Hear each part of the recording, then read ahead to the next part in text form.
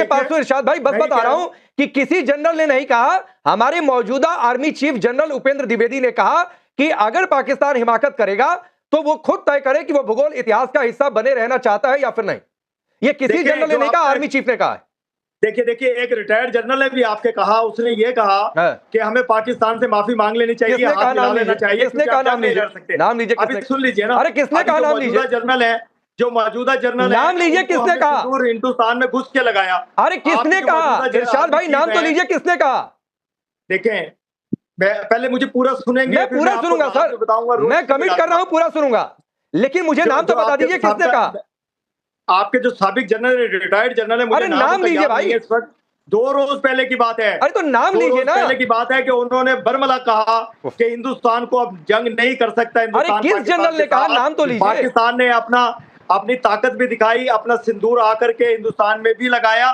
तो देखें, अकल के नाखून लीजिए, होश में आइए, जंगो जदल की बातें छोड़िए, अमन शांति की बात कीजिए, क्योंकि आप इस काबिल नहीं है कि आप जंग लड़ सकें। अब आपके हिंदुस्तान में एक ऐसी तहरीकें चलेंगी कि हिंदुस्तान को खुद से समझ आएगी कि हम सोएंगे कैसे और जागेंगे कैसे। तो मैं आपसे ये कह रहा हूँ कि हम आपकी तरफ फिर मोहब्बत का हाथ बढ़ाते हैं। हम मुसलसल आपको कह रहे हैं कि आप अपनी सोच से बाज आ जाइए। मैं माथुर सर को ला रहा हूँ, सुनिए इरशाद भाई, सुनिए। मोहब्बत का हाथ तो हिंदुस्तान ने बढ़ाया, जो आपने बार बार पीठ में छुरा घोपा। माथुर सर ये कह रहे हैं किसी जनरल ने कहा, तो मैं कह रहा हूं नाम बता दीजिए, तो नाम नहीं बता पा रहे हैं। देखिए, मुझे उनका नाम, आपके जनरल आप सर्च कीजिए, मुझे सुनिए, अनुज माथुर को सुनिए। देखिए राकेश, आप देखिए ये जिस प्रकार की बातें कर रहे हैं आप, इनका ये इतिहास रहा है कि अपनी जो नाकामयाबियां हैं, जो अपनी फेलियर्स हैं, उसको इस प्रकार के नैरेटिव के चारों तरफ बढ़ाते हैं। और एक मिनट इरशाद अहमद खान साहब, पूरी दुनिया ने देखा, आपके पूरी दुनिया जानती है, पूरी दुनिया देख रही है कि पाकिस्तान को किस तरह से हर वॉर में मार पड़ी है और अभी भी मार पड़ी है। और एक मिनट शांति रखो यार। जब आप बोल रहे थे मैं कुछ कह रहा था, आप एक पॉलिटिशियन है, मैं जानता हूं। इसका मतलब ये नहीं है कि आप दूसरे की बात सुनेंगे नहीं, क्योंकि आपको झूठ बोलने की और अपनी नाकामयाबियों को इस प्रकार के नैरेटिव के चारों तरफ बना करके छुपाने की आदत पड़ चुकी है। आप याद कर लें 7 तारीख से 10 तारीख तक क्या हुआ था। आप ये याद कर लें कि कैसे अमेरिका के जो न्यूक्लियर उसका जो स्पेशलिस्ट एयरक्राफ्ट है वो आपके इस्लामाबाद में आकर के उतरा था। आप ये भी याद कर लें कि कैसे आपने आनंद फानन में वहां से इजिप्ट से कुछ मंगाया था जो कि न्यूक्लियर। एक मिनट प्लीज शांत रहें, आपको बोलने का मौका मिला है। आप बकवास अपनी कर चुके हैं और जितने झूठ बोल सकते हैं बोल चुके हैं। कोई जनरल, किसी जनरल ने नहीं कहा। एहतराम करते हैं बड़ों का। इरशाद भाई सुनिए ना, अगर एहतराम, बड़े अच्छे से बातचीत शुरू हुई है, आप एहतराम करते हैं तो उनका सुनिए। काउंटर करना है तो बेशक कोई भी काउंटर कर दे, लेकिन 1-2 लाइन बोलकर शांत हो जाए। आपके यहाँ के 2 लोग भी, मेजर नदीम और मशकीर साहब, शांति से बैठे हुए हैं। तो मैंने आपसे डिबेट की शुरुआत की, तो कम से कम इतना डिसिप्लिन रखिए कि दूसरों को सुनिए, फिर आपकी बारी आएगी। काउंटर बीच में कुछ करना है, 1-2 लाइन बोलकर शांत हो जाइए। तो रुक जाइए, सुनिए। 1 मिनट का समय दे दीजिए कि किस लड़ाई में कब इन्होंने किससे क्या कहां बढ़त हासिल करी, ये बता दें। इनका कोई सवाल नहीं पैदा होता। ये पूरा का पूरा इतिहास इनके सामने रखा हुआ है। कारगिल में क्या हुआ, 71 में क्या हुआ, 65 में क्या हुआ, 46 में क्या हुआ। आप उसको छोड़ दें। अभी ये कहेंगे कि उसको छोड़ दिया जाए, उसको आप छोड़ दीजिए। मैं तो आपको इस ऑपरेशन सिंदूर के जो वाकये हुए हैं वो बता रहा हूं। ऑपरेशन सिंदूर से 1 मिनट बताइए क्या हुआ सिंदूर में। आप सच बिल्कुल ऐसी बात। 11 हवाई अड्डे जिसमें नूर खान शामिल है। क्यों उससे 11 हवाई अड्डे, क्यों कहा 11 हवाई अड्डे जिसमें नूर खान कहाँ गुम हो गए। अरे एक बात सुने, एक बात, 11 हवाई अड्डे 9 आपकी जो जनाजों की लाइन लगी थी ना इरशाद अहमद साहब, जो जनाजों की लाइन लगी थी जहां आपके सारे पॉलिटिशियंस और फौजी पहुंचे हुए थे, उसको याद कर लें, उसको याद कर लें। और आप दी जा रही है अगर आप याद कर लें, पाकिस्तान में लैंड कर रही है। क्यों पाकिस्तान अभी आपको उसी ट्रंप ने उस पाकिस्तान को, उसी ट्रंप ने एक मिनट बोलने का मौका देंगे आप प्लीज आप दूसरे की बात सुनने की भी कुव्वत रखें। प्लीज बारी बारी से मैं किसी के लिए मैं कह रहा हूं, यहां से भी कोई बार बार इंटरप्ट करेगा तो मैं उसके बीच में आऊंगा। तो प्लीज बारी बारी से मेरी रिक्वेस्ट है, बारी बारी से इतना ज्यादा काउंटर नहीं चलता है भाई वो किसी की ओर से। अमेरिका ने डंप कर दिया कुछ देर पहले कि मैंने पाकिस्तान पर एहसान किया है, पाकिस्तान की बात सुन के। ये बात आप पाकिस्तान कहां पर है वो आप भी जानते हैं, पाकिस्तान को अफगानिस्तान क्या कर रहा है वो भी आप जानते हैं, पाकिस्तान का बलोचिस्तान में क्या हो रहा है वो भी आप जानते हैं, और पाकिस्तान का 47 से लेकर के 2025 तक क्या क्या हुआ वो सब आप जानते हैं। और आपके जो जिस प्रकार के आपकी जो 93,000 लोग गए थे, फिर वो कहेंगे कि पुरानी बात है, लेकिन ये सब बातें आपको मालूम है क्लियरली। राकेश, इस ऑपरेशन सिंदूर से क्लियरली सुप्रीमसी इन 4-5 फील्ड्स में भारत की निकल करके सामने आई है, और उनको जो जिस तरीके का मार लगी है ये जानते हैं। सैनिक से अपने सैनिकों जाके पूछ लें, क्योंकि जो लड़ता है उसको पता होता है कौन जीता है कौन हारा है, ये भी जानते हैं। और इस प्रकार के नैरेटिव से अपनी नाकामी भी को छुपा नहीं सकते, ये भी आप गारंटी लिख लें। और टाइम अगर आएगा तो आप ठीक है, मैं आगे बढ़ता हूं। अब सुनिए ना इरशाद भाई, फखर यूसुफ जी, किसी ने नहीं कहा कि जाकर पाकिस्तान से लड़ाई लड़ लो। हम ये बिल्कुल नहीं कह रहे हैं कि हम लड़ाई लड़ेंगे, और जंग कोई लड़ना नहीं चाहता है। लेकिन हाँ, ये बात तय है, क्योंकि ऑपरेशन सिंदूर पर एक कार्यक्रम था मानेकशॉ सेंटर में, और वहां पर, अरे रुक जाइए इरशाद भाई, नहीं अच्छा लगता है, लड़ नहीं सकते हैं इसका, रुक जाइए, नहीं लड़ नहीं सकते हैं। लड़ तो ऐसे सकते हैं कि जाकर ग्लोब देखिए मिस्टर इरशाद, ग्लोब में 2 मुल्क हैं, बांग्लादेश और पाकिस्तान।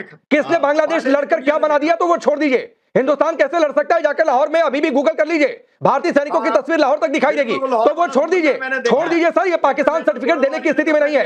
वो आपके यहाँ का कोई मेहमान बता देगा कि पाकिस्तान के 2 टुकड़े हुए तो हिंदुस्तान ने किया, तो कैसे हिंदुस्तान लड़ सकता है, छोड़ दीजिए। आमतौर पर दुनिया, सुनिए सर, आप भी ये कहते हैं कि हम जंग नहीं लड़ना चाहते हैं, मैं तो कह रहा हूं पाकिस्तान भी कहता है कहने के लिए कि हम जंग नहीं लड़ना चाहते हैं, कहते हैं ना भाई, लेकिन फिर पीछे साथ अंकी भेजते रहते हैं, प्रॉक्सी वॉर लड़ते हैं आप। तो रुक जाइए, सुनिए। तो उस कार्यक्रम में फखर यूसुफ जी, सिंपल सा एक सवाल था पाकिस्तान को लेकर, और ऑपरेशन सिंदूर पर कार्यक्रम था, तो जाहिर सी बात चर्चा होती मानेकशॉ सेंटर में। उस पर उपेंद्र द्विवेदी ने सिर्फ इतना कहा कि भाई पाकिस्तान तय करे कि भूगोल इतिहास का हिस्सा बने रहना चाहता है या नहीं, और इसका तो प्रूफ आमिर हमजा ने दिया। लश्कर का आतंकी पिछले 1 महीने पहले अटैक हुआ था, मारा गया, बाल बाल बचा।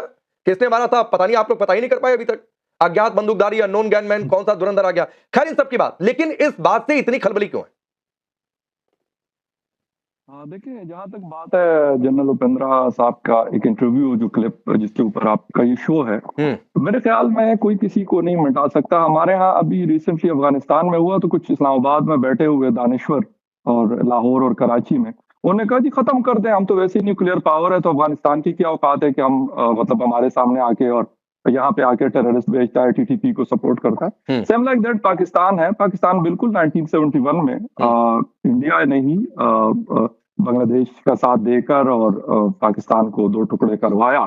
लेकिन अगर उसके ऊपर बात की जाए, मतलब इंटरनेशनल लॉस की और इन सारी चीजों की, तो इसमें कोई शक नहीं है कि ये इंडिया के लिए कोई ऐसा नहीं है कि वो उस पर प्राउड फील करे कि जी हमने तो बहुत अच्छा किया, हमने 2 टुकड़े किया। कल को पाकिस्तान खालिस्तान को सपोर्ट कर ले, कल को पाकिस्तान इंडियन साइड की कश्मीर को सपोर्ट कर ले, जो नहीं करना चाहिए। मेरी बात सुने पहले, लेकिन कर तो रहा है, हमारे वाले सुने हुआ ना, हमारे वाले खड़े होके अभी वो मई में ही उनका कोई बहुत बड़ी तकरीबें यहाँ तकरीबात चल रही थी इस्लामाबाद के अंदर। हालांकि उस दिन बनू में 20-25 पुलिस वालों को मारा गया था टीटीपी के सुसाइड अटैक में, लेकिन यहाँ पे जश्न था इस्लामाबाद, लाहौर और कराची में। तो यहाँ वाले भी कह रहे थे कि जी हम तो बता रहे हैं कि अगर उन्होंने ऐसा कर दी कि धमकियां चमकियां ना दे दोनों एक दूसरे को। अगर बहुत ज्यादा शौक है तो पिछले साल क्यों सीजफायर दोनों ने करवाए ना, करवाते ना।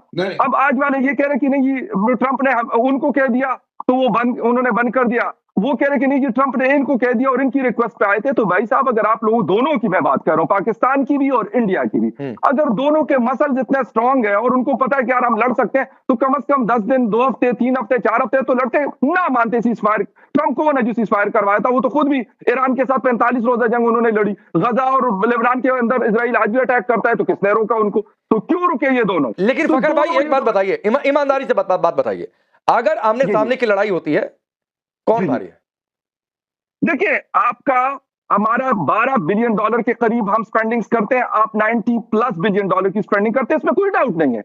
इसमें तो मैं कोई भी शायद हमारे भी फौज वाला हालांकि बड़ा क्रिटिसाइज करते हैं, जनरल अहमद शरीफ ने प्रेस कॉन्फ्रेंस की, तो उसने भी बोला कि अगर मैं कहूं कि नहीं जी वो नहीं है हमसे ज्यादा, तो ये गलत होगा। बल्कि बहुत सारे लोगों ने कहा, एयरफोर्स के लोगों ने कहा कि हमसे भाई ज्यादा उनके पास कैपेबिलिटीज है। वो आपके पास है सर, उससे हम इनकार कभी नहीं करते ना, पहले करते थे ना आज करते हो ना कल करेंगे आने वाले कल में। लेकिन इसका ये मतलब कतई नहीं है कि अगर हमारे पास अफगानिस्तान के मुकाबले में ताकत ज्यादा है या हमारे मुकाबले में हिंदुस्तान के पास ताकत ज्यादा है तो हमारे ऊपर चढ़ दौड़े और और हम अफगानिस्तान के ऊपर चढ़ दौड़े। ये गलत है, इससे कोई फायदा नहीं है, नुकसान इसका होगा और दोनों साइड पे होगा। ऐसा कभी नहीं होगा कि पाकिस्तान का नुकसान होगा और इंडिया कहेगा नहीं हमारा तो नुकसान हो ही नहीं रहा ना। S-400 काम आता है आपका, अमेरिकन जो पेट्रियट था उसने क्या मिडिल ईस्ट को बचाया ईरान की क्रूज और सुपरसोनिक मिसाइल से? नहीं बचाया ना, इजराइल तक को नहीं बचा पाए। तो इसलिए ये बातें ये गलत है मेरे ख्याल। नहीं बिल्कुल गलत है। मैं तो कह ही रहा हूं कि जंग तो कोई भी कभी किसी के हित में नहीं होती है मशरकी साहब, चाहे वो दुनिया के किसी कोने में जंग हो, अमेरिका ईरान की जंग हो या फिर उधर रशिया यूक्रेन की जंग हो या हम आपस में लड़ भिड़ बैठे, जंग किसी के हित में नहीं होती है। लेकिन कोर ऑफ द पॉइंट क्या है? कोर ये है कि भाई टेरर को सपोर्ट नहीं करना चाहिए।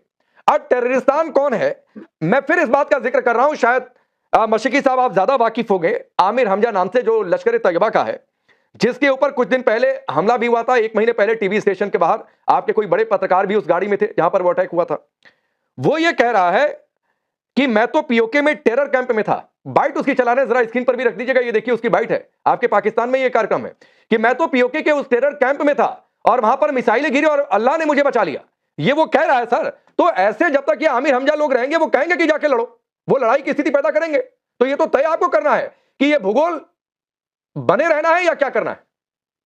देखिए राकेश, बड़ा मैं समझता हूँ कि बड़ा गैर जिम्मेदाराना बयान है आपके आर्मी चीफ का। अच्छा। उसकी वजह यह है कि अगर हम बात करें कि जियोग्राफी में कौन रहेगा और इतिहास में कौन रहेगा, तो आज 1 साल हो गया आपके नाम नेहाद ऑपरेशन सिंदूर को खत्म हुए। हाँ। और उसके बाद मैं समझता हूँ कि आज खुद इंडिया इतिहास में चला गया है।